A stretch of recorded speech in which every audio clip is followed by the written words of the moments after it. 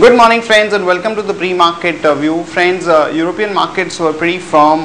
They were up almost about 1% to 1.5%, as there are expectations that ECB may start buying the Spanish and Italian bonds, and on the back of that some of these bonds have actually corrected, and the 10-year Spanish bond yields were quoting at about 6.22, which is quite comforting given that it had actually shot up to almost about 7% in the past few weeks.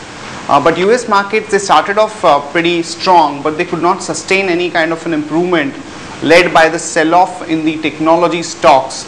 So US markets more or less were down about 0.5% or so. And when we look at the Asian markets today, most of them are weak, mainly because of two reasons. One is that the US markets were weak, and the other thing is that the Japanese trade deficit number has come in much weaker than expectations for the month of July. And in fact, as against a surplus in June, the trade deficit has turned into negative, led by the sharp fall in the exports. So that is playing in the minds of the people, and which is why Asian markets are actually showing a lot of weakness. Even the SGX Nifty, when we look at it, is showing a weakness of almost about 35 odd points. And when we look at the flows, friends, FIs were net buyers in the cash market to the tune of 142 crore, and the domestic institutions were sellers to the tune of 142 crore. Friends, overall, technically the markets back home have become far more stronger, and very important and crucial resistance of 5420 on the Nifty spot has been crossed, which is quite positive, and this is led by few index heavyweights and large cap names like TCS, Hindustan Lever, to some extent Reliance, Larsen and Toubro, some of the cement stocks. So the feel is that if the market continues to remain above 5400, 5420 levels, then we could see some more spike to about 5500 to 5550 odd levels. But since today we have seen some kind of negative cues, one will really have to watch and see where the market stabilizes. On that note, let me invite Shaival to take us through important F&O cues and the possible ideas that we can look at in the F&O markets. Good morning friends. In spite of FIs being a marginal buyer of around 88 crores in futures and options segment, what we have seen is that good amount of long positions have been accumulated in yesterday's trade in market above 5,400 levels. Also, the PCR ratio is continued to slide further upwards, but still it's in the comfortable zone. Now, what we have seen is that the implied volatility has increased by around say 3 to 5% in yesterday's trade. And what we feel is that due to which market would continue to whipsaw, would witness high intraday whipsaws, but still the overall bias for the market from our side is positive, and any dip in the market can be taken as an opportunity to go long.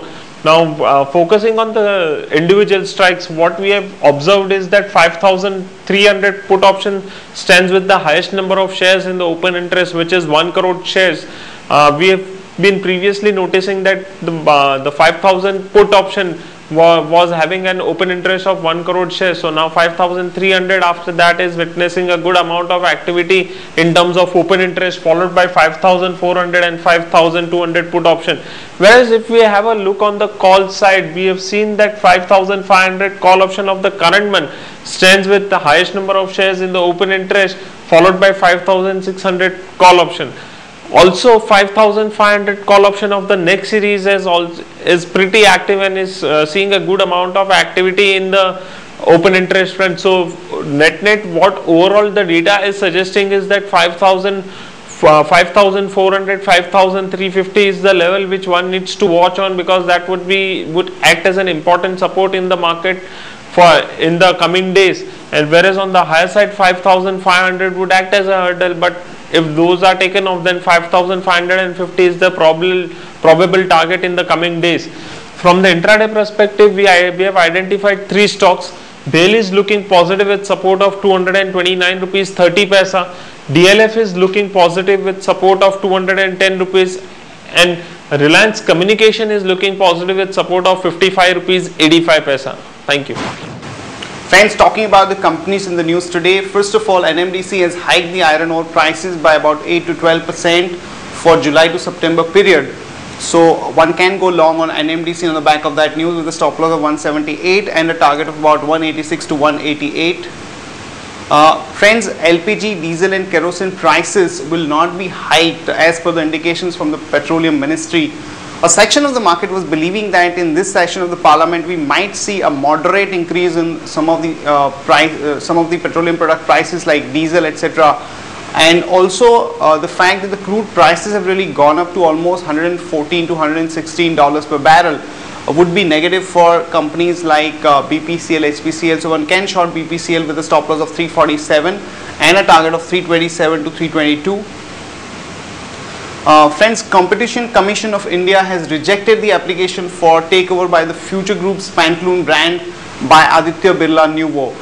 This would be a bit negative for Pantaloon as they are having a huge debt and they are finding it difficult to sustain their operations. So we believe that one can short Pantaloon with a stop loss of 169 and a target of about 161 to 158. HUL, there are negative news and the Consumer Affairs Minister has said that the FMCG companies will have to implement the standard packaging for about 19 items effective 1st of November 2012. We believe that because of this notification, the overall cost for FMCG companies will go up. So one can short Hindustan Lever on the back of that development with a stop loss of 525 and a target of about 498 to 490. Also friends, RBI has issued revised guidelines for the securitization of NBFC, which could have negative implications for companies like Shriram Transport. So one can short Shriram Transport with a stop loss of 620 and a target of about 582 to 570. Some of these stocks are going to be removed from the F&O list by NSE effective 26th of October 2012. These stocks are Central Bank of India, Nagarjuna Construction, Shipping Corporation of India and South Indian Bank. So there could be some initial pressure on these stocks in the morning session. That's it from all of us friends. Have a nice trading session. See you tomorrow at the same time.